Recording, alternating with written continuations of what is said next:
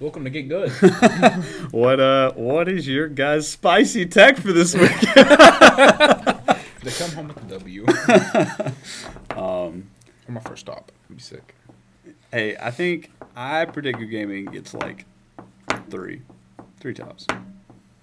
Like I could see it. at least top cut, like top 64. I think there'll be at least 3 of us in there. I'll be happy if like multiple of us get day 2. 100%. Like, I think that Vegas showed that like we're good enough to do it. Yeah. Like, our people on our team are good enough to do it. They just Yeah. need to like get past that. I think Vegas too with us was a lot of it was Tiebreakers and the fact that it was a team YCS and a lot of us weren't able to like be prepared for Vegas as much as others. Well, no one was. Yeah. Especially I mean, not that's my fair. Teammates, bro. Teammate. But Round 1, game 1 loss, no CISO. But hey, and I mean, clip me and play it back when none of us top, and you can make fun of me. But I think that some of us are gonna top. I think we're gonna have a few in there. I think we will too. I think it's like the event to top, right? Yeah. Because like, especially like, you know, we have 2 people on our team, like me and Trevor. We both topped the 200th. So like, this means a lot to us, especially because we want to like run it back, right? Like Yeah. two the biggest YCSs. Like, Tavion it'll on a probably heat streak. yeah, and then you know Luke's been grinding too with his deck. So You almost topped the Kentucky Regional.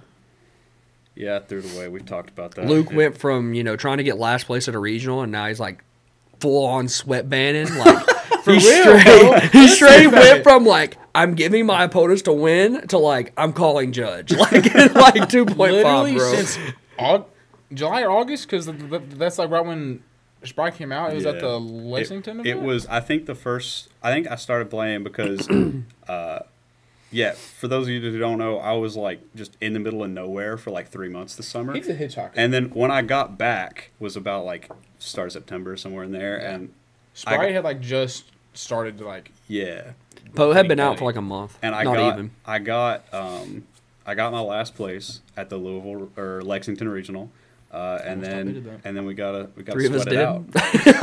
3 of us got top 8. 2 of us bubbled. 1 of us got last. Yes, sir. It's like the Trinity, you know. We- like Dude, we dominated that event. we got every place. But yeah, no, it's been fun. I've loved being back into like the competitive scene. Yeah, I have never, because like I didn't play a lot whenever you played a lot. Yeah. It's like whenever you first came back, I'm like, oh, he's just like a troll playing YuGiOh pretty much. And then like I mean, I am a troll, but like you started like taking it serious with Flu, and then you got Cash, and you've been like going hard. bro, I feel like, I mean, I said this to you guys a couple minutes ago, but I feel like Cash needs something, and I'm trying to find it, baby. Like I'm trying to grind. Like, but yeah, no. So I just wanted to on this episode. It's gonna go out the day before registration, so We'll be on a plane. Yeah, I feel like most. Actually, we'll probably already be there. Yeah, we'll probably be I there. feel like most people will be on the plane or be like landing, getting settled in. So I feel like this will be a good thing to just like download and listen to on the plane, or like just like prepare, you know. So that's kind of what I want to talk about. You're like, flying in on Friday, right? flying on Friday, which kind of sucks because the Thursday plane tickets were half the price. It's crazy. Yeah. Why'd you choose Friday? Well, originally Chris couldn't fly out on Thursday because he had Oh, work. you're right. Yeah, but he is off work now, so it kind of sucks. It happens. Yeah, but it's all good. For those of you who are going and have not been to LA, LA's awesome. I've never been. Yeah, it's so fun. You've never been either, right? Nope, never been to California. I think I am the only person that's going with us that's been to California. It's crazy. Has Fox been? No, I was talking to I him don't about think last so. night. Hasn't? No, he's only been to Seattle, I Because think. he's Oh. going to LA for this, Yeah. and then he was telling me last night, like the next weekend, he's going to Venda Show. Oh, really? So he's like, I'm In gonna LA? Yeah, or in maybe San Diego, like in Cali, and he's Oh, like, nice. I'm going to California for the first and second time in the same week. It's crazy. but Yeah, the furthest west I have went before going to Vegas was Minnesota, but that's like up north. yeah, But before that, it was like Chicago and in Michigan. yeah, it's fun, man. And yeah, hopefully everybody has their travel plans. I know for like, what was it for Vegas? Like half of our team just didn't have hotels like the week of. Oh, we pretty much did the same thing. If we hadn't came to the Guud house that day, we probably wouldn't have a hotel till last week. Fair. I mean, I was pretty late this time too. But if you're ever in Vegas, don't go to Circus Circus. Yeah, Circus was horrible. It was. Shout out. I don't know if it was like the hotel rooms they gave to like people with like Expedia, but like we ordered it through Expedia, and like we got there and like the fucking, sorry for my language, but the wallpaper was like peeling off the walls. Yeah, bro. Like it was like crazy. Yeah. And we stayed one night and then we left. Yeah.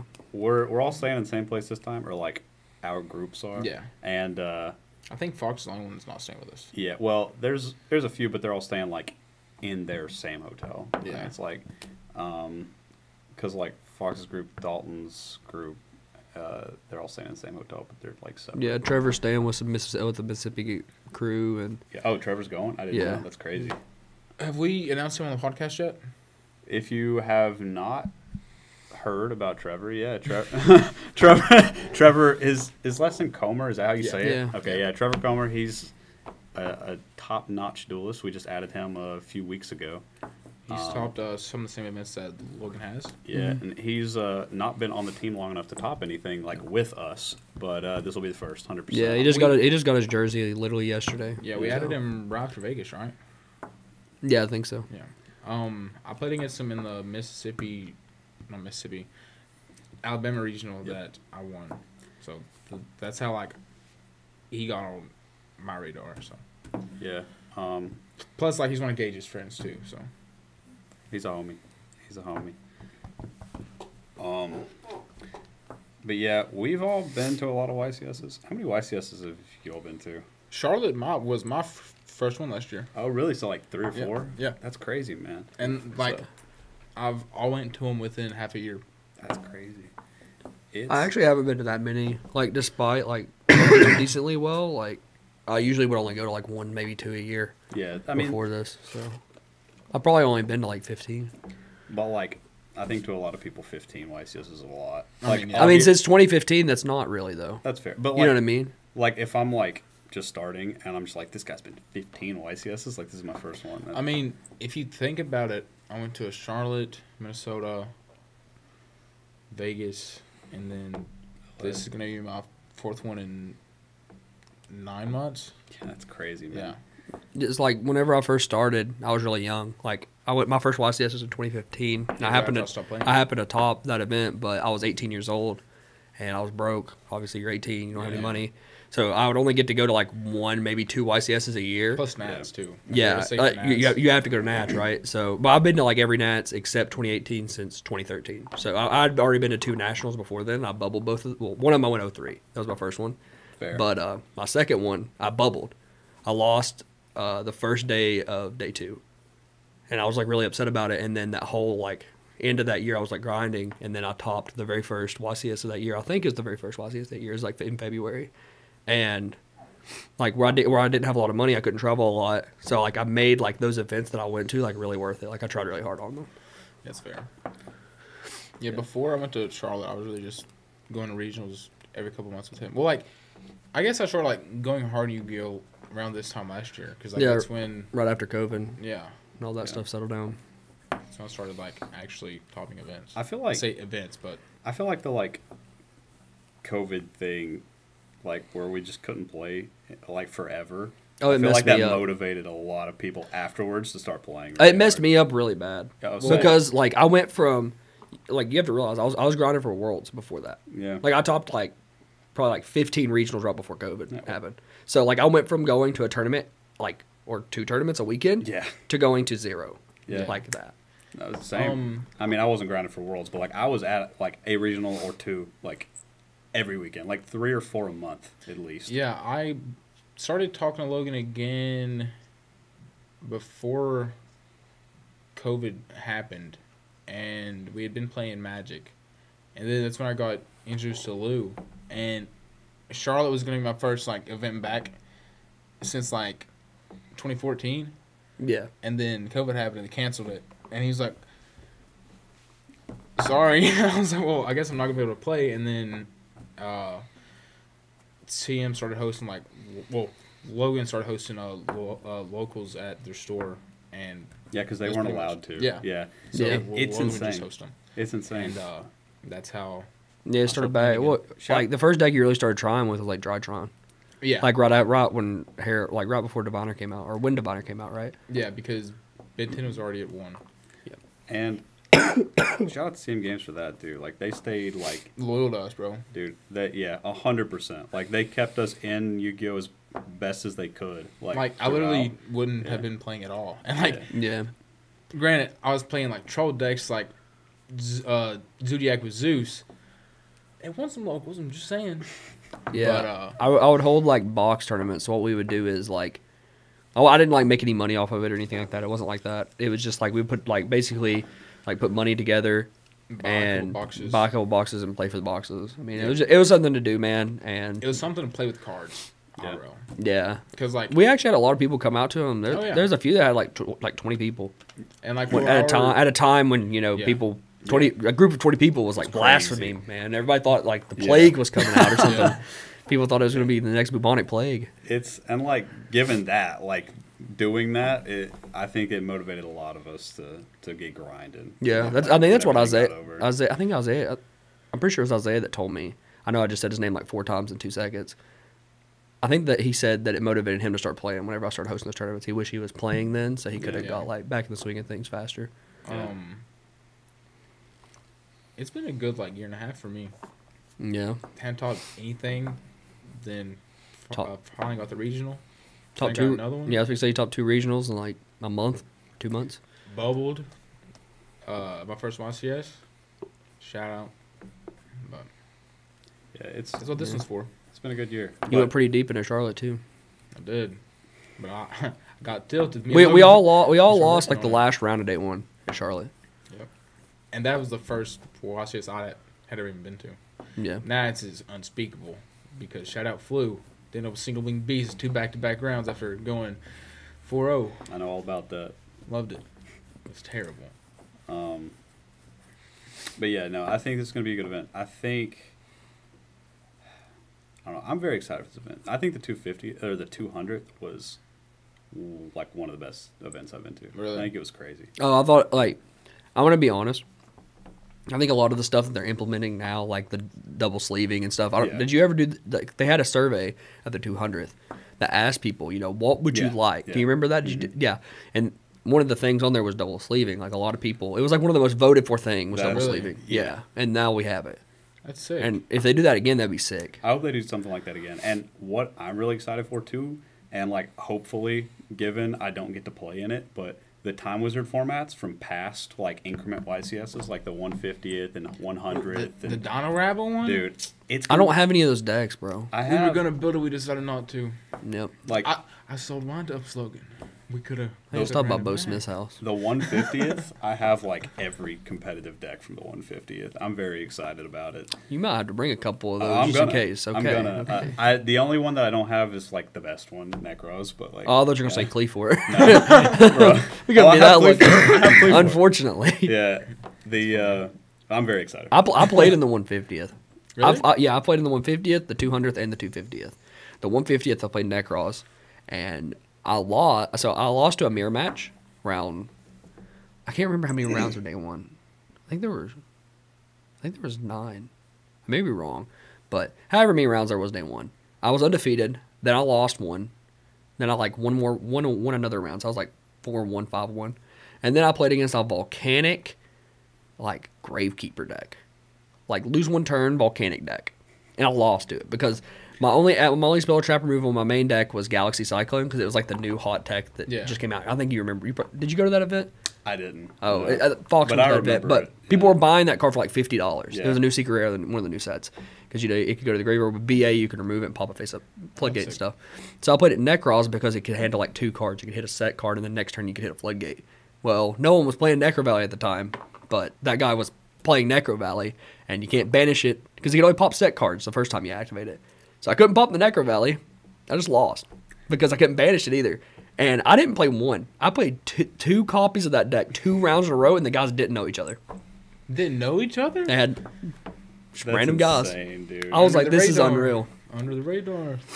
That's insane. I know there was a lose one turn at that event was like the god card too. Dude, I remember I was sitting beside of an OCG player at that event, and I can't remember what deck he was playing, but at that event they ruled lose one turn like wrong. Yeah, I think it was. Correct me if I'm wrong. I think it was even if like the card is like say you summon a monster and then like enemy controller and tribute it, It's still negated. It's still negated. Like what is lose one turn? So I've never read it. It's Baguska. Oh, Yeah, everything. nice. That way we see It's literally trap Baguska. But it like negates it instead of like can't activate it, right? Yeah. Oh, okay. So it's like skill drain and Baguska. Like, Yeah. So like everything that summons turn to defense. So like, and they ruled it that if you summon a monster active its effect and like econ it or something, and it doesn't like have the chance to be affected by lose one turn, more or less, it's still negated. Yeah. Yeah. Even though lose one turn only negates face up cards. Yeah. So what happened was the OCG player. This was like the last round of it was like very deep in the tournament, like round before last something, and the OCG player. Well, I think he was playing Necros. He made Exciton Knight and activated the effect and chain Book of Moon. And the guy's like, "Yeah, it's not negated." He would have Exciton Knighted the guy for like 10 cards. And the OCG player was flipping, dude. He was irate. He was like yelling at the judge. There were like 3 judges there. He was like yelling. He was very upset, and I don't blame him. If I would have flew all the way to America and then that happened to me, I would be very upset. Yeah, same. Because you already know he was cooking dudes. Oh yeah, it was over. Yeah. It's crazy too. That was the 150th. At the 250th, there will be Exciton Knights. Isn't that insane? That actually is crazy. Yeah, it's been banned. And Book of Moon, dude. And Book of Moon's crazy. And Exciton Knight's been banned, and then it's been irrelevant, and then it's back in the meta. And Econ. Dude. I might play a lose one turn. I don't know. Blue Underease, bro. They could play it. Hey, I don't know. Put that in defense. Immortal with 3 cards. Dude, I think this of. You can't leak the goo before Vegas, bro, or before LA, bro. Let me tell you, I'm not playing that. I'll leak it. Oh, someone's gonna be pissed. There's a 3-card hand loop in Flute, baby. Shadow 3 cards. Crazy. I don't think it gets that bad actually. I think Flu Underease is actually pretty good. All I'm saying is that play where you loop for 3 cooked me when I only had 3 cards in hand. Gimmick Puppet who? I told somebody at our locals. Me. I told somebody at our locals about this, and I gave him it's an Earthbound Immortal card. I gave him the card, and I'm like, try it out. He tried it out, and he cooked BJ with it. That happened. I went. We can go game 2. Don't even worry about it. We can go game 2. Because it takes. It's a neg 1. It's a neg 1, and you rip 3 cards out of your opponent's hand. It's kind of crazy. And it dies. Unless you have map. He didn't have map. Well, I mean, you have map, but come on. He looped 3 cards. So I don't think it matters. Oh my god! But I hope somebody plays it. I hope that tops 250. I don't, because I'll probably play against him, dude. But I think like the common theme for the other increments is like there is a defined meta. Is there a defined meta? Let's be honest. I think there's like top decks. Yeah. But I think it's really similar to Nationals. I know you didn't go to Nationals, but Yeah. it was kind of like the Wild West. Like I played against like 2 Sword Soul, a Despia, Sky Striker, going second Dragon Link. That was actually crazy. I was basically the amount of decks I Nats. played against. Isaiah kept sending me pictures of food that he was eating. He was starving in the desert. I was starving in the desert. You're talking about yeah. This year, Nats. Yeah. Not fun. I played Flu. That's the Nats you're Then talking I took about, right? I took his Yeah, Flu that's what I Underease thought. deck and went like 9-1 with it inside events. I was upset. The god. I don't know if you've heard, but no, but like it's crazy. There's the Sprite deck that Logan made. There's there's Cash. There's other Sprite decks that Logan didn't make. There's Runic decks. Yeah, Runic. There's Sword Soul. There's Branded. I may have made those too. Other Bestial decks. I could have made those too. You can't prove it wrong. There's even been some Drytron decks here recently. I played that one time. Yeah. Like 2 years ago, but I played it. Bro, it's crazy. And then there's just random crap. Like, literally, we went to the Atlanta Regional a month ago. And Shadow Fox. Chris played, it was a 9-round event. Chris played 9 different decks. like against 9 different decks. I played against like 7 different decks. And it was insane. Like everybody's playing random stuff, and some of it's kind of crazy. There's also like the plunder deck. That's also a real deck. Yeah, that deck's actually pretty cool. I think, if it wasn't a YCS, I would consider playing a deck like that. But Labyrinth too, and Trap Tricks. Yeah. Yeah, don't forget about the Dark Trap World decks. too. And Dark Dark World. World won the 100th YCS. Imagine it running. Someone's like, I'm gonna run it back. That's all I'm saying. It won the 100th YCS. But like It could win the 250th. specific archetypes, we just named like 10 Yeah. that are like tier 1 to 2 decks. What Like, if Sky in this Striker meta. wins this event? He hasn't won a YCS in a while. Good. Dude, It's about dude. you know what won Nats You 2 say years in a wow. row that might win this event? Freaking BA, baby, let's go. Sky Striker almost won Nats. I don't know. I might side a Barbar just so when I win, we can say BA won it. You could. Yeah. And you could like make Cherubini with Dracocyte tokens to dump it for time. I mean, to dump it to burn your opponent for I don't play lethal damage, I don't not play- for time. I don't play a card for time. I literally don't. I have no cards in my deck that can burn, so I think I'm safe. If you're still playing anybody, I think I'm still safe. play him. Promise. I remember I was playing at the one of the regionals and Tavion lost in time. And he was like, "How do you never go into time?" I was like, "Dude, I combo in like 2 minutes." Yeah. I was like, Oh yeah, that was whenever me and him played the same tier limit deck in Greenville, yeah." I literally looked at and the we clock. played against each other. Yeah, I looked at the clock. There was like 4 minutes. I comboed in like 2 minutes. He had 2 minutes to play. Couldn't break my board and scooped it. He scooped. Yes, he couldn't do damage. Had he That's taken insane. damage? He couldn't do anything. He had to pass. He had no cards. That's fair. Yeah. Yeah. It may have been like Tavion- 5 minutes. But Tavion lost to time, and he would have topped that regional if he didn't, because I was watching it. yeah. And okay, Yeah, but Tavion plays kind of slow sometimes. Not like on purpose. I'm Yeah. just saying like he Just like thinks a lot. thoughtfully. Yeah. Yeah. his opponent milled 7 off Sharon and Kelbeck. Didn't hit Scattershot. He Hadness didn't hit Scattershot. And then he pitched a YuGiOh and hit it as his 5th card in time. Tavion saw it, he went every time. Screws up his cards and just walks off. That was the same event that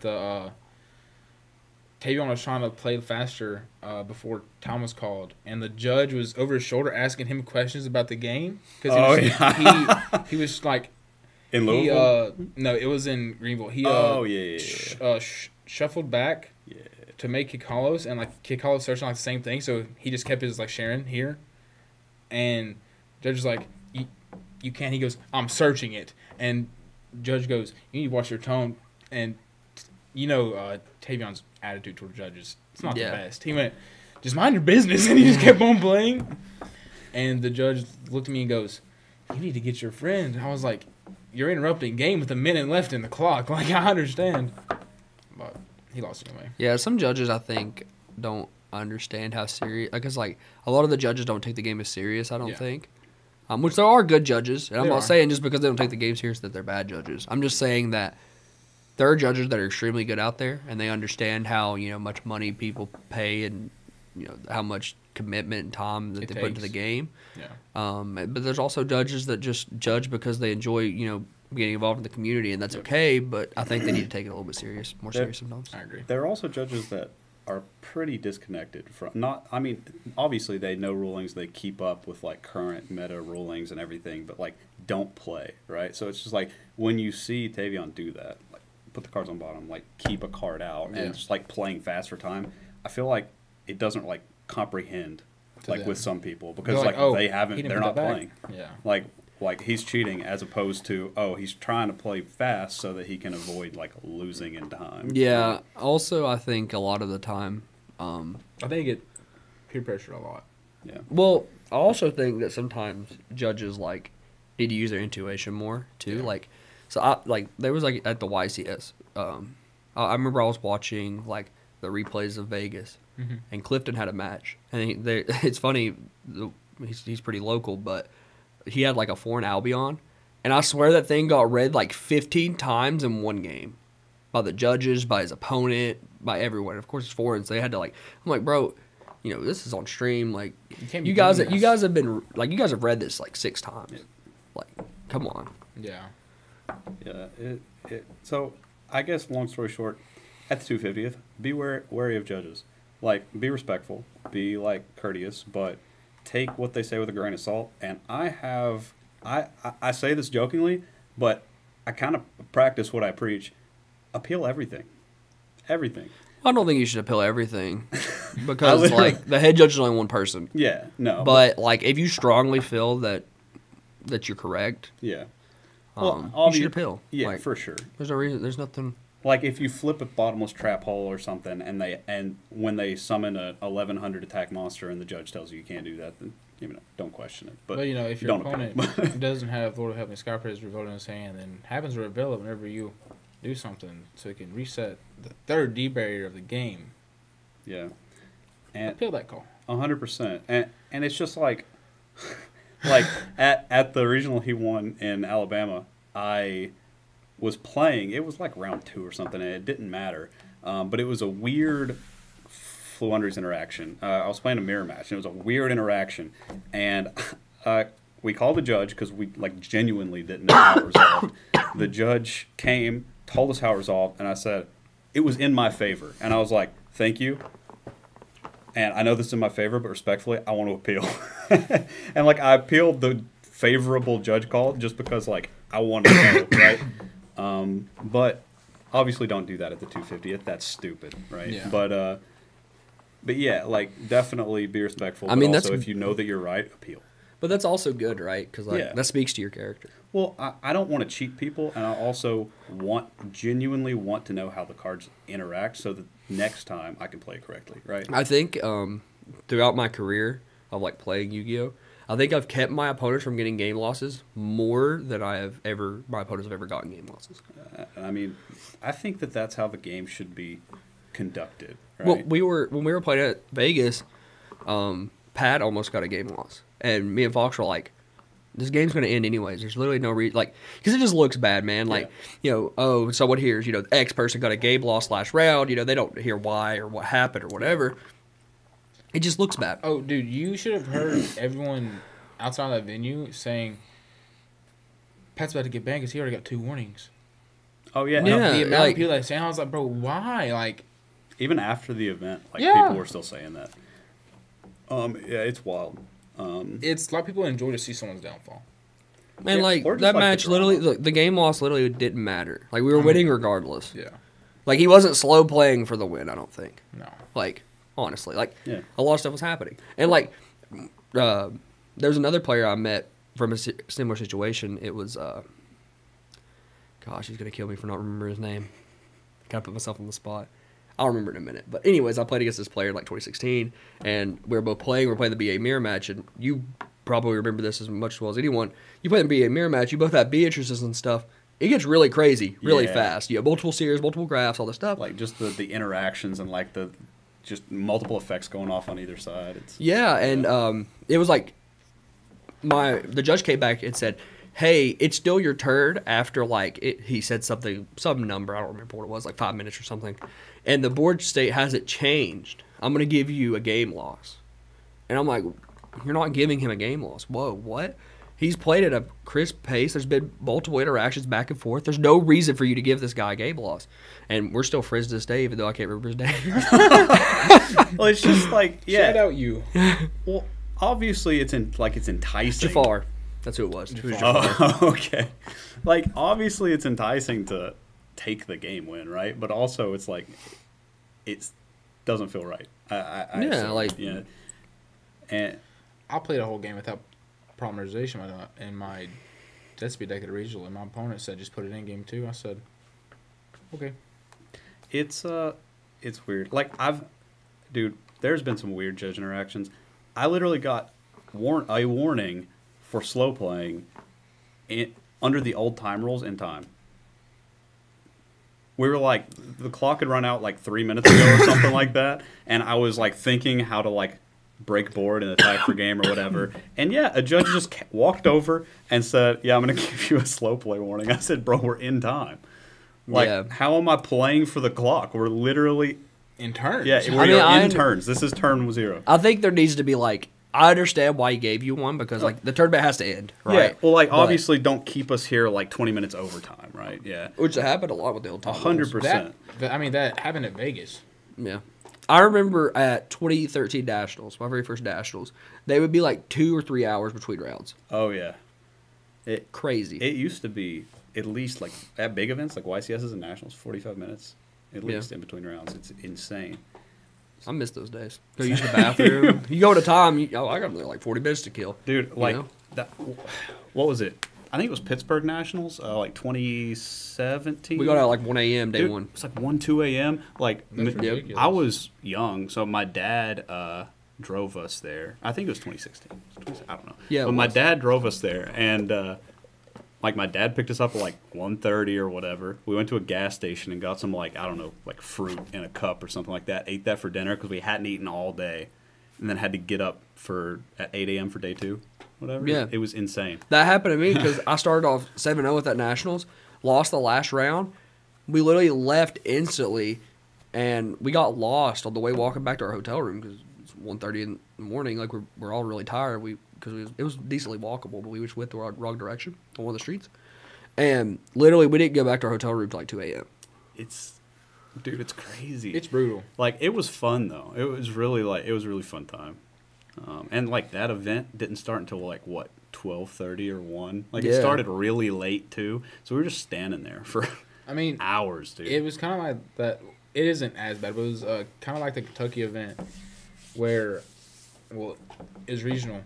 Where at the start of the day they said there's going to be 7 rounds or 8, and then at the end of round 6 he's like, "Oh, they added one. By the way, we have another round." And I hadn't slept for at this point like 30 something hours, and I was like, "Bro, I have to do another round. I'm X1. I'm just trying to top and leave." Yeah. Thankfully, I topped, or else I would have been furious with myself. Yeah, I was exhausted that event too. That was terrible. But that was crazy. So, reeling it back a little bit, we're going a little bit off the beaten path of the 250th. The 250th. I think there's going to be a lot of Sprite decks. I think that deck, like, not just like any specific variant. I think there's going to be multiple variants, obviously. Because some people like Live Twin, some people like the Trust Sprite deck, some people like that I made, by the way. Some people like the Melfi version. So whoever commented that, we love you. We're just poking fun. I don't care. But seriously, I actually think that that's going to be one of the most popular decks. So I think it's going to be interesting if Cashier isn't the most popular deck because everyone's targeting that deck. But what if it's just like not the most played deck? What do you guys think the most? Let's go 3 most played decks in order. What do you think? Going into the 250th. Cash. Sprite, Cash. The third one's hard because I think the third one there's a lot of decks that are like in that spot. I think Labyrinth and Brandon have died down recently. Yeah. I want to say I think Brandon's going to be number 3, but I would actually not be surprised if it wasn't. It might be the Naturia deck. That deck's gotten really popular, but crazy. That deck's kind of going a little bit more downwards because like last week it was like I saw everyone playing it, and now it's like less people are playing it. I don't know. Math deck's getting really popular too. What do you think? You said Cash. I thought it'd be Cash, Sprite, and then some sort of deck that isn't one of those two. Because the third one's too hard. Yeah, I think it's going to be Sprite, Cash, then Runic. What do you guys think about the possibility of Trap Tricks? It could be. I think there's just for like Truck Deck release, but the problem with Trap Tricks is it just loses so hard to evenly match. That's fair. That's fair. I guess if it weren't like such a big event, I would say that 100% it'll be Trap Tricks. But since it's such a big event, maybe Branded, like you said, maybe Venturia. How many people do you think is going to be there? 17. That's it? I think it's going to be more than that. There's been so little people, like such little turnout at YCS recently. But it's like Cali YCS. That's fair. You know how many people was at Pasadena? Pasadena, I don't. I know how many people was at the 200th. I would like to see like 22, 2300. There was like 2800 at the 200th. I would like to have like 3K. It'd be sick. But then he gets a lot of people. It's just like, I guess, see, I thought there was going to be a lot more at Vegas. I thought there was going to be a lot more in Mini. It's just like, but like, this is a bigger event. This is the 250th, right? Yeah. But it's in Cali, like you said. So maybe I'm underestimating a little bit.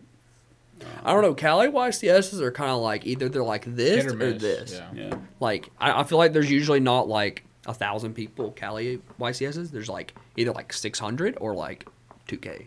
Yeah. That's fair. I guess it depends on when and where. And Hopefully it's the bigger. Like, honestly, I think big events are fun. I do too. Like, if there's 12 rounds, let's go, baby. Like, honestly. I'm just going for the tournament, to be honest. Like That's sick. yeah, the match really cool. I would really enjoy topping. Obviously everyone would, right? But also you're like it's gonna be the first time of me ever being in California. Yeah. I've always wanted to go there, so it's like I, if I scrub, it's not that big of a deal, Yeah. you know. Like, if we scrub, we're still staying in Hollywood. Yeah, Right? Yeah. Like we're still going to be 15-minute drive from the beach. We're still going to be, like, it's still going to be insane. We're going to get some bomb food. Korean barbecue, baby, maybe. We'll Sushi? see. no Dude, matter where you sushi. go, that's like a trademark for Yeah. YuGiOh. No matter where you go, you have to get Korean barbecue somewhere. Oh, If yeah. you've never had Korean barbecue, it's a little bit Highly more on the recommend. expensive side, but if you have a group, it's really fun. Listen. You say that to eat it, but CISO's table and your bill's like $350. Well, always go to the all-you-can-eat ones. Yeah. Never go to the ones that they charge you per meat because that's just Listen, too expensive. This isn't Korean barbecue, but it's Korean. My favorite Korean place. I live in LA like a third of the year, right? So it's, I don't remember the name of the place, but it's in Westwood, which is where UCLA is, and it is like a little hole-in-the-wall Korean place, and it is so good. The Korean chicken. It's Korean. They have chicken, but The like Korean I chicken in get, Chicago. I get like teriyaki steak with like rice and kimchi, and it's so good. It's like the best Korean food, dude. Really? So if you guys Korean are food's out actually there- just gas. Oh, It it's so good. is. It's so good. They also, dude. I mean, they have like Little Tokyo. Like they have. I had Korean barbecue in K-Town in, like all you can eat Korean barbecue in K-Town in LA once, and it was so good. It was so good. Running back. But yeah, no, LA has some bomb food. LA's fun. I'm excited to go there. Just be safe, everybody. Yeah, There's some bad parts of LA, but I think that I think this event's gonna be really interesting. I either think because I feel like I don't remember if I said this earlier in the podcast, but I know we were talking before this how it's really similar to nationals. Yeah. And how there's so many decks, and I think that like a lot of decks can win. Like if Math Mech won the tournament, It I would wouldn't not be that surprise surprised me. You know, if Labyrinth won, like there's so many decks that could win, and I think like there's so many players that are so good out there with their like. I think it's really going to show people who have mastered their deck. Yeah. Yeah. For sure. I agree. I know that people are pretty hit or miss on formats like this. Like either people like really like them or really dislike them because it's not like a clear cut, defined. This is what you need to be prepared for. This is how you need to prepare. But there's so many options and like diversity, and you never really know like It's what kinda you're going to be you're in going an against. ocean, and you have your little paddle boat, and you're hoping your Sprite monsters take you to victory.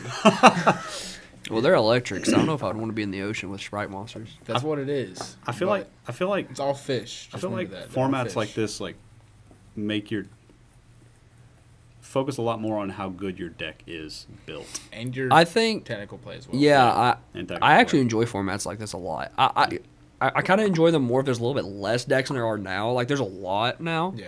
And kind of like nationals, there was like a little bit too much, but I still enjoyed them more than like the one deck formats. I mean, I guess it adds more of like a random aspect because like you can't side for everything. Yeah. Like you're trying to build your side deck or like even your main deck. To like go like to be good against everything and not just one thing. Like I think people that struggle is gonna be the people that just have their deck built to hate cash. Yeah. Because like there's just so many other decks that those cards don't hurt as bad. So Yeah, I think that I think Cash is going to be huge. It's obviously going to be one of the most played decks, if Oh, yeah, not for the sure. most played for deck. sure. But like you said, I think like a lot of cards that hurt Cash does nothing to Sprite, does nothing to Labyrinth. There are times where you need to like try to like diversify. I think that's why we see so much Ash Blossom, right? Yeah. Because Ash Blossom is just good against everything. Right. It hits any card in any deck almost. It's like a little bit comparable to like playing Bestials in the tier format, except there's more decks that can compete with tier besides Sprite. Yeah. So other than that, if you guys had to pick one deck to win the 250th, obviously you can't say yourself, but obviously you want to win. But if someone else won, what deck do you think they would play? Start with Luke. Sprite. Think Sprite? I think it's the most. I mean, Do you have a specific version? Honestly, I mean, I'm probably biased, but I think Tri-Brigade's insane. Logan made it. Dude, I like my reasoning. Now, I love Cash, and I think that for the most part, Cash is a very consistent deck. It does what it does. It's powerful. It's big monsters. And I'm playing it. So, I mean, I'm not betting against my deck, but Sprite is extremely consistent. It does what it does. It can play through a lot. And, playing first turn, it can play through hand traps. It can play around Nib pretty easily. It can play into boards pretty easily. Plays so many hand traps going second cards. And it has what a lot of decks don't have right now, which is engine negates just like good engine pieces that you can set up turn one. Like they have red and carrot that you can literally just normal, and they're just negates for whatever your opponent like wants to do to you. I think the deck is going to be really good, and it also is really good in the cash. So like that helps it a lot. Yeah. Mine would probably be Naturia, Runic, or Cash. Naturia Runic's insane.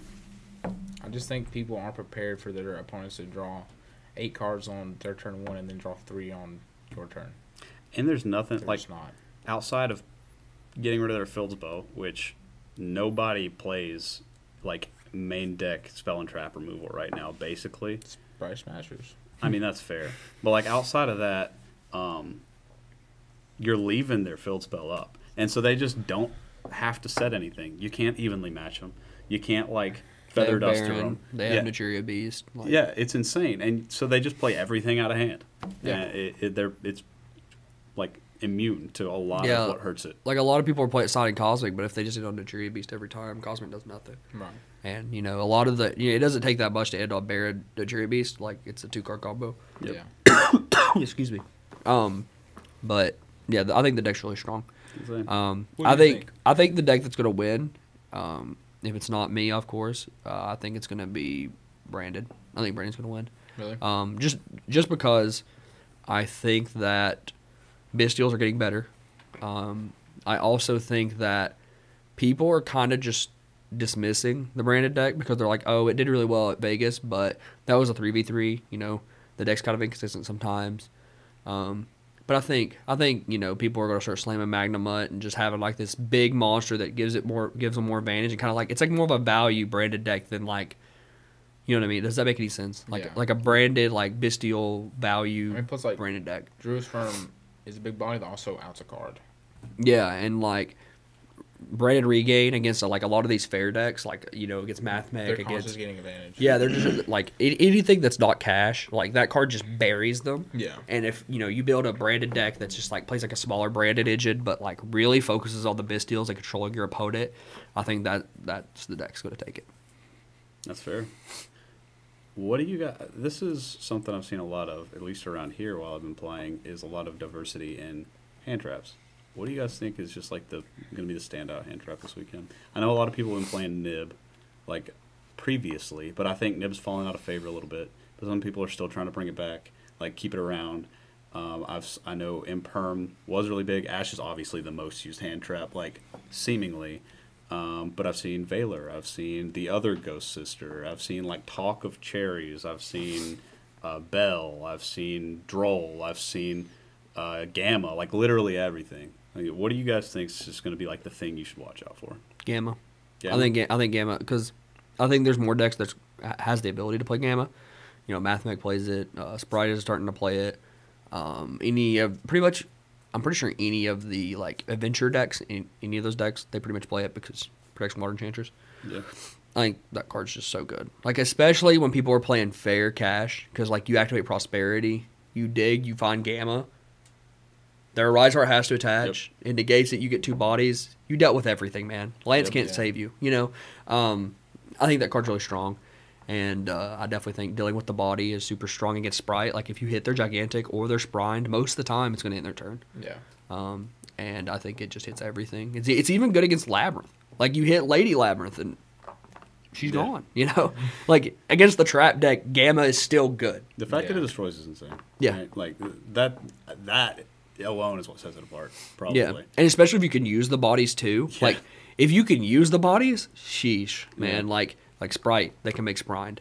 You know, like any deck that can make a level 8 synchro, like you can use it on your own turn. Super good. I think you're probably right about it. I think that's going to be crazy. I think something that people aren't going to be expecting, because a lot of people right now are playing Crossout, right? Like I've seen a lot of lists, especially like lockout lists for cash playing Crossout, and nobody's playing Valor. And I feel like Ghost Mourner either. I feel like Valor is going to wreck some people this week. If you hit Diablos and they lock 5, they lose. Yeah. Like, it's game. It's insane. I think that, like, people are preparing. Like, if you're playing Crossout, if you're playing, like, Lance or whatever, you're preparing for Imperm, you're preparing for Ash. You're not preparing for Valor. Like, you may even be preparing for Mourner. Like, I know there have been some lists, right? That play, like, 1. Yeah. That play, like, 1 just to dodge it. But nobody's playing Valor, and I think that's going to be something that, like, people need to watch out for. I mean, you can't Valor with Rise Hearts on board. Yeah, but if they do the standard lock 5, most of the time they don't end on a Rise Heart. No, that's true. So if you hit the the Diablos, then it also stops starters. So like if they like just start with like a unicorn and they have nothing else, you Valor it. Like, you're not getting locked 5. Like usually if you stop unicorn, like they're not locking 5 that game. And even if they have the negate in their hand, has to be insane. Yeah, even if they have the negate in hand, if you Valor, they're not going to be able to negate it, so they can't lock. I think it's going to be an overperformer for some people. Another thing I just thought of with Gamma is, with Book of Moon's getting more popular, Gamma plays around Book of Moon. With Valor, like you were just talking about Valor, it loses to Book. If they activate Gigantic or they activate Sprined. Well, I guess Sprine's a bad example because it's Link Monster, right? But Gigantic, you can chain Book, flip it face down, it still resolves. A lot of cards like that. Aliber, fuse it away. Gamma stops all that. So that's another con or pro to Gamma for sure. That's fair. What do you think, PJ? Hand trap. I think Lancia or Ghost Mourner. I think Lancia's strong. Like, if you Lancia your opponent a lot of the time, excuse me, I've been sick, but if you Lancia the Kashtira opponent, a lot of the time, sometimes it's even hard to even end on a Rise Heart. Because, like, if they go the normal line where they go, like, Unicorn, Fenrir, Rise Heart, or regular Rise Heart, special summon, and then on summon, you discard. Yep. They have to have another extender, so they pretry much, it's really hard. You have to open, like, Unicorn and a spell. Because it's even hard because Scareclaw doesn't do it unless you have something already in your hand or graveyard that you could chain it to it. You know what I mean? Yeah, no, that's what I'm saying. Like, you have to have Unicorn. It's like if you open, like, Unicorn or a way to get to it, and Theosis, you can, like, summon Unicorn, search Birth, Theosis into Fenrir search, like, another Unicorn, summon it because of Birth. Or, like, Ogre or something. Yeah, or Ogre, or just, like, whatever. But that's what you have to do, and that's horrible, right? Like, yeah. It's also, like, you have to open a spell, and like, you're just not doing that until after the Lancia has already hit the table, so you're never playing around that Lancia, bro. Oh, there's, like, no way. Like, unless you're just, like, I mean, maybe with Ogre, like, that would be something, like, excuse me, but maybe with Ogre, you might, because, a lot of people like to end on Big Bang, they like to end on Prep. Yeah. But, they're never doing that with just the regular one-card Unicorn, bro. There's no way. Yeah, so Lancia does hurt. And, like, it forces them into making a Shangri-La or just setting on what they have, right? But, like, if they make a Shangri-La, a lot of times you can nib them, right? So, like, if you or it's just not enough. Yeah, or it's not enough. Like, they summon Fenrir off of it. Let's say they have a planet they can pop something. Like, that's one interruption. Sometimes. Yeah. Like, Fenrir and then sometimes a pop, right? Yeah. Off planet. So it's just like sometimes the Fenrir never even resolves. Yeah. Like if they like in the mirror they special summon Unicorn, that Fenrir is not triggering, man. It's over, bro. Yep. So right about that. So hand traps, we covered that. What do you guys think is the best going second card going into the 250th? Like, a lot of people are talking about, evenly matches, Dark Really No Mores. I don't know, all these, Regeki, Dark Hole, I don't know, Book Eclipse, Book of Moon, whatever. What do you think the best going second card is right now, or what do you think is the most underrated? So, here's what I'm struggling with right now. Best going second card for strictly going second. is a completely different thing than best going second card that can also be used at all going first, right? So like those are two different like conversations, I think. But if we're talking strictly going second, I still think I have to go to evenly matched. I think I've been testing Dark Ruler because I think Dark Ruler is absolutely insane. And it gives you a battle phase. So like in Cash Tira, you want a battle phase because it helps you pick boards apart, right? Evenly matched leaves you without a battle phase, but it takes care of every problem, basically. Except one. My bad. Runic Fountain. Yeah, like it does nothing against Runic. That's what I was going to say too. I think it does something against Runic, but at least like baits out their Baron. Yeah. Well, like either you bait their Baron and then evenly matched, or you like assuming they don't have a Baron, like you make them choose between Fountain and Nat Beast, which is like something at least. Yeah, it's getting rid of what I don't one like of about them. it is that if they have Cricket Engrave, and you evenly match them, and they bring back Cricket and go into Sunflower Camella, that's really, really hard to out without a battle phase. Yeah, that's fair. Like it's just two Monster Negates. Like, and that's why I'm just like, I hate not having a battle phase, and I also think that Dark Roller is really good against that deck specifically because you can't respond to it with monsters, so you can't Nat Beast it, you can't Baron it. It's just like it negates the board. It doesn't negate. It's the Fountain. also really good against Sprite. Yeah, I think it's it really good overperforms against Sprite. It's like the best card against Sprite. 100%. But evenly is just like when I resolve Dark Ruler, I can play. But like, let's say that they have a hand trap or two, or just like a trap set or a Book of Moon, they can still stop your plays. They still have their board, and then they can just kill you next turn, right? Like that's what I've run into. Like if they have interaction to stop you from playing, regardless of if you Dark Ruler. Like you just lose sometimes. And with evenly, like if you can resolve the evenly, it puts you in such an advantageous state that I think it's just better a lot of the time. But I think it depends on the situation. Yeah, you also lose that like battle phase with Fenrir stuff, right? Like, yeah, that's if you play it evenly, so that's something else to think about. Yeah, that's what I was saying. Like a lot of times in Cash, like what you want to do is put big monsters on the field and pick away at board, right? Yeah. So. Like, you can't Scareclaw negate something. Like, you can't Fenrir banish something face down that's problematic. Like, but I think a lot of times it's more worth. But it does have its downside. What do you guys think? I think Dark Ruler, to be fair. Yeah, I think it's between those two, to be honest. Like, I think so I think evenly matched in certain decks is the best. I think Dark Ruler is one of the best side cards. But I think one of the most underrated, I don't even know if they're underrated now because they are getting more popular, is Kaiju's, man. Yeah, because you can't play around there's Kaijus like you can. There's no counterplay unless you go wide, right? And then you lose to the other ones that we just talked about. Yep. And Kaiju's deal with like how people are playing a Rise Heart Pass. It deals with the lock 5 for the most part because like a lot of people are locking spells and traps. You Kaiju them. It frees up your spell traps. Then you slam the Evo match. Then you slam the Dark. That happened to me in testing yesterday. I was testing against Fox, and I locked 5 spells and traps. He Kaiju'd over one of my Shangri-Eras, and then he evenly matched me. Like, it's insane. And I think Kaiju's are really strong. And also, like, some decks can just, like, get value off of them, right? Like, the Sprite deck can bounce them with Sprined, which is a play a lot of people probably don't think about. It's a little bit harder because a lot of time you lock yourself into 2s, but you can do it. Like in the Nishuria deck, you give your opponent a big monster and you use Mole Cricket tagging up to 2 dudes. Yeah. You know what I mean?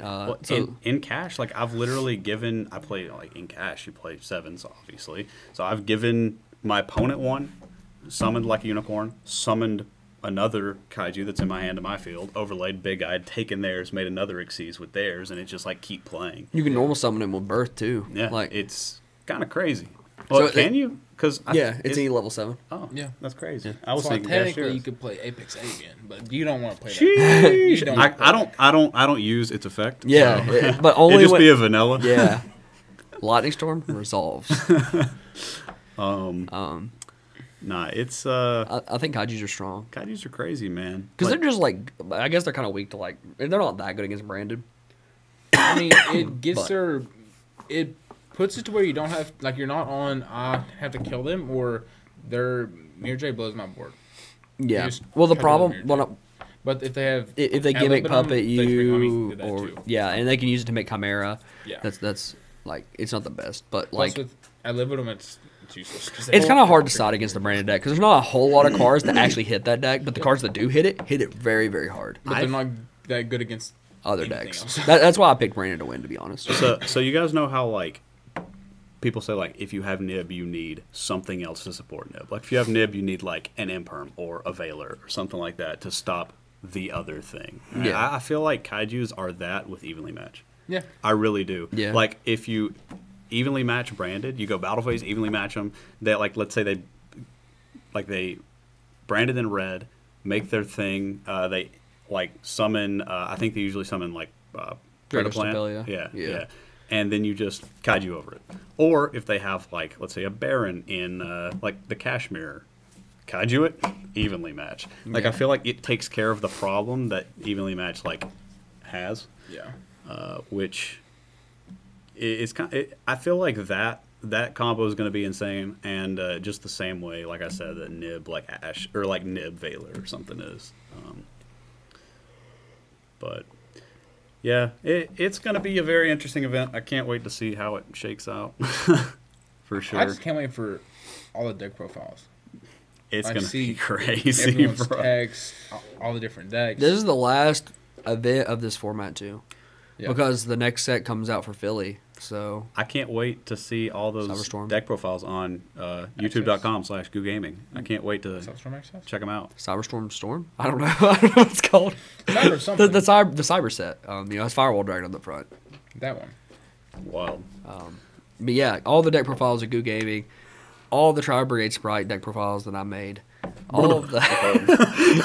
But no, seriously, all the deck profiles. Hopefully, some of us top. Even if we don't, we're still going to hit you guys with some deck profiles. Hopefully, Yeah, 100%. Like, and I like to try to get like just interesting decks that I see. Right, like even if I play somebody like round 3 that's playing a crazy deck, I'm like, dude, after this, let me get that profile. Because like a lot of people. I like to see those. Like I like. It also makes people's day, right? Yeah. Because like, especially if they go there and play like one of their road decks, right? And they're like, they kind of go pretty deep in the tournament, even if they don't top, right? Like, let's say they bubble. A lot of those people work really hard on those decks, dude, and they put a lot of time into them. 100%. Formats of time. I'm not talking about they picked up Earth Machines last week. Like I don't know that guy that did well at that one regional that. Did that profile from, but I'm saying people like him. Yeah, like he probably just plays that deck. I mean, yeah, because like there aren't a whole lot of videos on that archetype, so like no one people don't even know what they do. But yeah, like people that like just play Earth Machines or people who just play these decks. A lot of people would be surprised that like even if people don't perform well at events, like they can be very knowledgeable about a topic, about a deck, and put a lot of time and have a lot of experience and like be very good with that deck. Just like the deck not quite be there, right? Like in the format. I mean, we saw that with DJ from Chattanooga. He played MathMech for like forever. Bro, that's my ride, dog. And then whenever MathMech got their best card ever printed, he's circular. Like, I'm still cooking. He's like, I already know all the combos. Like before, like you know what I mean? Like so, like that stuff does pay off sometimes. Yeah, 100%. Shout out, DJ. DJ's a nice guy. He's really good with MathMech. He is good with MathMech. But yeah, made a starter. Should've. Hey, there's somebody that's going not with us, but like from here that's playing MathMech, I believe. MathMech's strong. Oh yeah, Jackson. You just leaked his deck. Just leak it. Now everyone knows some dude named Jackson. If you guys see someone, if someone sees some guy named Jackson, tall, long hair, just assume he's playing MathMech. Yeah, like, anybody named Jackson. I promise. Every Jackson I've ever met's always played MathMech. So, that's actually what the J stands for in DJ's name. It's probably DJ Jackson. Yeah. Bruh. Dylan Jackson. David Jackson. Yeah, he looks like a David. I hate Davids. Yeah, me too. Me too. You didn't know his first name's David. Yeah, but we talked a lot about the main event. They're hosting some fire and I mean fire side events. Yes, They really are. They're having the 100th, the 200, the 150th, and the 200th formats as Time Wizard formats in the side events. My only complaint is they probably should have announced it a little bit earlier than a week before the event. Yeah, Lou is regretting not going now. Yeah, like Lou literally said, which is like the Asian guy that was on the podcast before, he would have went to the event if he would have known that there were these side events because he wanted to play those formats, but we just can't because it's a week before and he doesn't want to spend $500 on a plane ticket that would have cost him $200. Yeah. Yeah. And to be fair, I wouldn't have been going if Tavion didn't tell me how much the price had dropped that day. Yeah. Yeah, it's going to be so fun. The side events are going to be so fun. The venue is massive, and it's going to be so fun. Yeah. No, the venue is going to be crazy, dude. And I'm very excited for the event. But definitely for the 150th format. So, like, catch me in that. If I had a deck, I would play the 100th, I think. Like, the 200th is going to be really toxic, I think, because... it was toxic at the time. Well, at the event, a lot of people weren't playing Goki. Like, Goki was popular, but it wasn't, like, the deck. If people go back and play that format, they're going to understand how good Goki is now. And it's just not going to be a good time, man. Yeah, the reason I would play, like, the 100th is because, like, that's whenever I started playing. Yeah. And so, like, that'd just be sick for me, like, cooking that format. Whenever I wasn't able to then. Yeah, and plus we're, like, a lot better now. Because, like, whenever I played back then, like, 2012... I played, but like I didn't go to events or anything, so I was much worse than I am now. Yeah. So. Oh yeah, 100%. You know if they're gonna play priority or no? Oh yeah. They are. I'm pretty sure they do. Yeah. That's sick. Yeah, it's. They even do the old time rules and everything.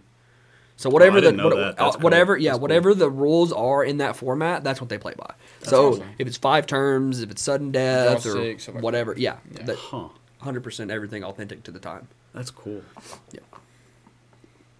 I think it's nice that they're starting, like, obviously they have been doing it for, like, the past year.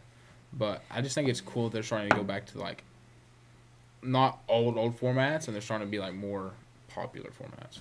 Yeah, I think it would be really, really cool if they held, like, maybe not a YCS, but like, maybe they held, like, a special event for just Time Wizard. Yeah, I think that would be so cool. They could even do, like, I know this would be really confusing for people maybe, but it would be cool if they did, like, the first, like, 3 rounds be, like, different formats. GOAT format, and then, like, the next 3 rounds would be, like, Edison, and the next 3 rounds would be, like, this.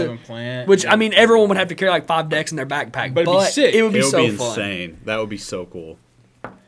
That would be so cool. And then, like, Top Cut's, like, current or something, That would be wild. Wouldn't that be cool? Because, like, you get to Top Cut, and then you're like, I'm bringing Dark World. You know what I mean? Like, I only got to get lucky 3 times to win the event. Sheesh. It's not 12 anymore, just 3.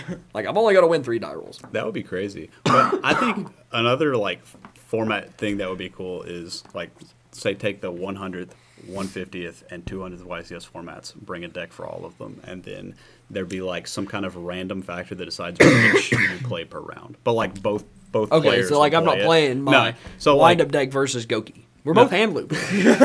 Just yours is significantly better. It could even be like a tournament-wide thing. Like, before every round, like, they have, like, an announcement. Like, this round you'll be playing 150th format. That would be insane, dude. I think it would be so cool. So, one thing they did, I don't remember what year they did it in. I think it was in 2013. They actually had a battle pack YCS. I don't know if you knew about this. I didn't go, but I remember it. I didn't go to that either. Yeah. But in Top Cut, they played with real decks. Yeah. So it was really cool that you would play with draft decks, basically. It was more like a sealed deck. You didn't draft, but sealed decks, people refer to it as draft. But through the main event, and then, in Top Cut, no one knows what each other are playing because, it's the first round. Do you think they'll ever do another event with, like, you draft and Top Cut? I don't know. My first event that I ever went to, right? Yeah, it was draft and Top Cut. And I thought it was super fun. I mean, it adds, like, a different skill level to the game. Yeah, so I remember... So, I won top 32 in the BA Mirror match, and then top 16 we drafted, because that's what they do. You play regular decks, and then you draft in top 16, because there's 32 is too many people. So, in top 16 we drafted, and my first round opponent I played against, he, like... he had been playing, but I don't think he played like old Yu-Gi-Oh. So like he didn't know what Book of Eclipse did, for example, and like so he Book Eclipsed me, and then he thought he drew cards. And I was like, don't you think everyone would be playing that card? So yeah, he Book Eclipsed me for like 3 cards, then I flipped him and drew 3. There's actually a feature match out there somewhere of that. Really? Yeah. And then in top 8 I lost to Pat. It happens. It'd be like that. Yeah. He was like the draft guru. So. Who sat beside you whenever you drafted? So Pat was on this side and Desmond was on this side. Boy, you had a rough draft, it seems. Yeah. There was I'm trying to remember who was all in my pod. It was like me, Desmond, Pat, who else? I think Elvis Vu was in there. He's pretty good. I think that was his first event he topped. Who else? I think that Courtney Waller was in there. I don't remember. I don't know if you guys know that name, but he's a really old player. Yeah, you had a grueler. Yeah, it was like a really good draft pod. So. Yeah. What? In between 2 giants, bro. Just over here trying to grab the scraps. Dude, I was struggling for life, bro. I had a sick combo in my deck. So in draft, the way that it worked was all monsters were all types. Oh yeah. So right. my sick combo was I would summon Lord Poison. So if Lord Poison is destroyed by battle, you get to reborn a plant monster in your graveyard. Okay. Anything, baby. So there was this card. It's an equips card. I think it's called Bound 1. And if the monster that's equipped to it gets destroyed by battle, you get to special summon it. So you equip Lord Poison, and if they kill Lord Poison, you bring back a different monster. And then the Bound 1 brings back Lord Poison. And then if they kill that, you bring back another guy. Yeah, so it's That's like clean. 5 bodies or 3 bodies or something crazy. So it was a pretty cool draft deck. I think Isaiah had that draft deck for like ever. I think he still has it. He does still have it. He's nodding his head on the couch right now. Yeah. So It's sleeved and everything. it's still sleeved from the event.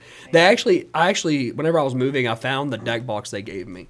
So they give you these deck boxes. They're like cardboard, unfortunately, but the deck boxes are sick. It says Battle Pack YCS across it, and mine had like Jinzo on it. Oh, It is a really cool deck box. It has like your name written on it, obviously, because they keep your deck. Yeah. While you're in between rounds, but That's really cool. That's really cool. Do you think there was ever someone like pulled an expensive card out of there and just like put it in their deck even though it wasn't good There wasn't anything expensive at Battle Pack. at all? There goes Emerald, but it wasn't that expensive though. People was so serious about draft. I don't think anyone would have done that. Really? Yeah, like people were like serious about it. I remember my top 32 opponent. Whenever I beat him, he said, "Here," because I didn't. Oh, I yeah, didn't the know. spreadsheet, Yeah, right? I didn't know anything about draft because that was my first YCS. And he goes, "This is a list of every single card that's in the Battle Pack draft, and a scale rating of what you should take first." I used that, and that's why my deck was so good. That's crazy. So shout out to him, That's whoever clutch. he is. That's clutch. But he just gave me this piece of paper just out of the Cheat kindness sheet. of his heart. I don't know why he did it. He just gave it to me. I mean, like I got he's like, not going to use it. yeah, I mean, but yeah, That's awesome. that was though. pretty cool. I don't know who it was, but Shout out to him. shout out to him. Yeah, I think it'd be cool if they brought back like variant YCSs like that, or just events and. They could even call them something different, man. Yeah. Like it's like we were talking about. I think me and Lou were having the conversation that like our boxes need to change. Like I think like opening products kind of boring because you're like, oh, I got like one out of so many boxes you're gonna pull a Starlight, but other than that, there's no variance. Like you're pulling 2 secrets, and you're pulling all ultras that are. Hold on. There's some chance that you just don't pull any secrets. That's Yeah. true. Or you pull one. Or 24. your entire box is Starlights, like that one guy a few sets ago. Yeah, that was crazy. Starlight Ghost Bell set. Yeah, the cases that he bought that were all Starlight.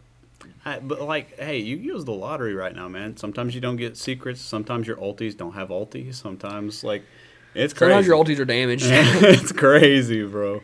But seriously, I miss whenever they used to do like ulti ghost stuff like that because like you know, I mean, if a card were like for example Fenrir, like let's say Fenrir was an ulti, a ghost, and an ultra, the ultras would have been way cheaper than what they were $100 in Minneapolis almost. Crazy. And you know, the ultis and the ghosts would be really expensive, obviously because they're chaseable cards, they're chase cards. Yeah. I would even give up getting a foil in every pack for that. Oh yeah. I honestly, like this may be a hot take, I liked 8 supers more than I like 24 supers. Same. Yeah. Because plus it made the supers worth something. And even if it's they not had to be like generally decent cards. But do you remember? Like, could you imagine if Magnamut? Oh, that would be insane. That card would have been so expensive. Well, and like even if they're not monetarily worth something, it just makes you feel better opening a super, right? It's like, oh, I actually like got something decent. But no, like it's insane. Magnamut would be insane. Like that's back in the days when what was it, Luster Pendulum and like Brilliant Fusion or Brilliant, whatever. They were like really expensive, like $50. And they were Shaddoll that was when there Fusion? was only 8. Shaddoll Fusions were like $20-something. Shaddoll Fusions. Shaddoll Fusion. Yeah. But Forbidden Lance. But we're still having that. We have a super in every pack. It's kind of crazy. Yeah. Not as frequently, but we're still. But it's having very it. rare, Yeah. honestly. I mean, like the last $20 super we had besides Magnamut, I can't even remember it. Yeah. I don't. There haven't really been any. There hasn't. Like that's the reason. Whenever I remember at the sneak peek, people were buying Magnamuts for $6. I was like, you guys are crazy. I'm just gonna go pull them, which I did, but they kind of made me dumb. You know what I mean? Honestly, though, the reason that they were so part of the reason they were so expensive though too is just you couldn't buy the set. Yeah. Like around here, we literally could not get. We were talking. Me and PJ were talking about going to regionals so that we could get entry packs. Yeah. Yeah. Like if no, never mind. It's nuts. It was nuts. But I feel like without that shortage of supply, it would have probably been cheaper. I also just wish like card production / quality was better. Yeah. So we opened a case of OCG product of the new Rarity Collection. Oh yeah, this one. Yeah. And the quality of that set was insane. Like the cards just feel like Real. They just feel real, but they just actually feel like you're actually buying something. Well, it's like I have a bunch of OCG cards, and you can literally put them in a deck box, unsleeved, throw them in your backpack, and they're not even like the corners don't whiten, right? It's crazy, and like, I mean, I wouldn't suggest doing that, but like you can. Whereas like here or Euro cards, like if you take them out of the sleeve the wrong way, they just like shred.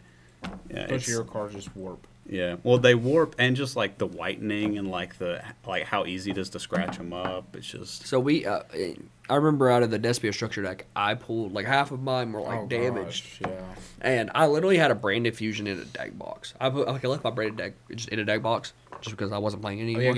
And I pulled it out to try to play it again because Cartesian and all that stuff came out.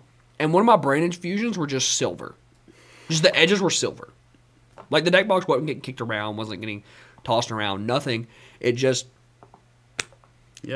card stock's terrible. Yeah, especially out of structure decks. Yeah. Like it's like if you ever see like if you guys don't know what we're talking about, get the Dark World structure deck, or if you know someone that has a Grapha, specifically the Fusion, just look at that card. It feels fake. It feels fake. They look fake. Like they're flimsy. So why do you think European OTS packs does not have the same like stuff on the back as our OTS ultis? Because their ultis do not have it. Some do, but do you mean like the imprints and stuff? No, like what do you mean? I don't have one of the ultis. The ultis that are this OTS have like scuffing. Oh, specifically this OTS? Yeah. Oh, I don't know. Like they look awful on the back. Like you can literally open your pack and tell it's an ulti about how awful the back looks. Like that's really how I check for ultis out of this set. But Deskin's got in German Reinhardts and the back's clean. It's weird. Just quality control. Well, they also, the foiling stamp on the front of the Euro cards in this set is more consistent. Still, some of them are really light, but like more consistent than what we have. Because some of I know they changed companies, right? So that might be part of it. It's ridiculous. But I guess, is there anything else you guys want to say like about the 250th? About like what your expectations are, what you think people should kind of be expecting, watching out for? Anything else you guys want to talk about there? Expect to see me in Top Cut. Sheesh. So I think I would watch out for like branded and stuff. I think Bisteels get a lot stronger, and because of Mathmech, because of Bisteels, and people are playing even like Dragon League now. So Yeah, I agree. And I think that you all should watch out for Guud Gaming. I think you should check us out. If you see us, if you see any of our jerseys. Are we going to bring stickers? Oh, we're going to have so many stickers, baby. And I'm going to bring some other goodies. So if you catch us, just hit one of us up. Come get a free sticker. Yeah. Yeah, you can come up to us and tell us about how much you love my Trevor Gay Sprite deck and how much I... Dude, I'm just kidding. That's enough of that. But... but seriously, come up and talk to us. I know I sound like death right now, probably, but you know, he's probably it's gonna be worse because jet lag. He hasn't tested positive for COVID in like 3 days. I'm just kidding. I don't think he ever tested. No, I didn't have COVID. If you see us, come up, get some stickers. Find me, and you might get some other goodies. I'll definitely have some stuff for you guys, and. I guess just have fun at the event. It's gonna be crazy. It's gonna be a crazy weekend. Yeah. Get good food. Like don't just Oh yeah. Go to YuGiOh to play. Like enjoy where you're at because Don't like, the game literally takes you to like the best places. Oh, yeah. in the States. Another thing is don't let the tournament result ruin your weekend. That's what I'm saying. Like go explore. Because like some of the events, even that I haven't done well, have been some of the most memorable. Yeah. Oh yeah, and like it's always fun, right? Minnesota was sick. Dude, Minnesota was sick. Like walking around the mall, like just going and grabbing like dope food, like just like going to NBA game. Dude, 100%. NBA game. You guys that went was to sick. some of our dudes are going to what is it? WrestleMania. Yeah, WrestleMania. Oh, they're actually going? Yeah, they're going to that this weekend. Yo, how like, much were those tickets? That's what I'm I saying. don't know, They're but cheap, I need to but know it's if they're cheap. I'm going. That's what I'm saying. If I could still get in, like WrestleMania? how Check it popular out. is wrestling nowadays? 'Cause I know when I was a kid, you're in Like, it was LA though. popping. Like you're in LA, right? so I got a chance. I don't know, man. There's not that many rednecks in LA. Can you smell what the Rock's cooking? do what? Can you smell what the Rock's cooking? Because we're from the South. If WrestleMania was around here, it'd be sold out. You already that's know. fair. It doesn't matter where it's at. That's fair. Nah, it's gonna be crazy. But yeah, like you said, check out things around the area. It's always fun. There's also going to be a One Piece tournament there, I think. Oh, that's pretty cool. I know a lot of people were talking about. Is it their that. Nats? It's their something. I think it's their first big event because I don't think it's their Nats. That game this only has 2 sets. Yeah. Like Wait, what was the? Oh, was it Digimon? Who? that might be it. Yeah, it's not this weekend, but like I'm thinking about Digimon. That's where they like capped it.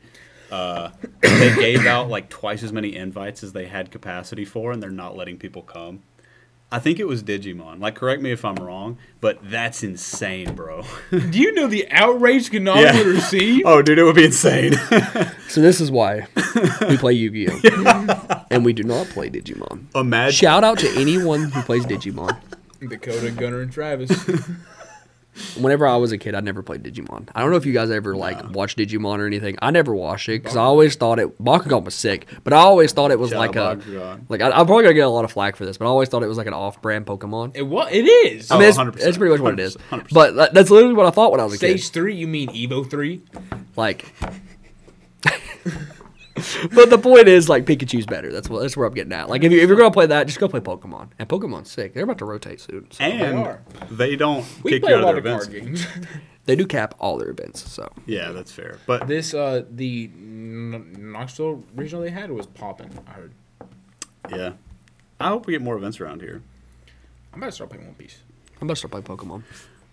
Why are we even talking about the 250th? Why don't we just all quit? This One may be Piece? the last episode of Get Good. We'll see. Get good. One Piece edition. Luffy. Luffy can. But yes, check us out. What you got? Ooh, What's on the back there? What's on the back there? sheesh. Sheesh. I know I'm pulling up the goods. That card's crazy. That card was banned. But yeah, so check out. We'll be putting this up tomorrow morning. Check out also tomorrow. I'll be releasing a video just like about what to expect at the 250th. So Watch check us on that the out. flight. Yeah, dude, download this for the flight. I mean, if you heard that, you probably already got it covered. But we will see you guys at the 250th. Add me on Twitter. JK it got hacked. Peace. Later. It did get hacked. I know. You can't get it I back. can't get it back. I tried.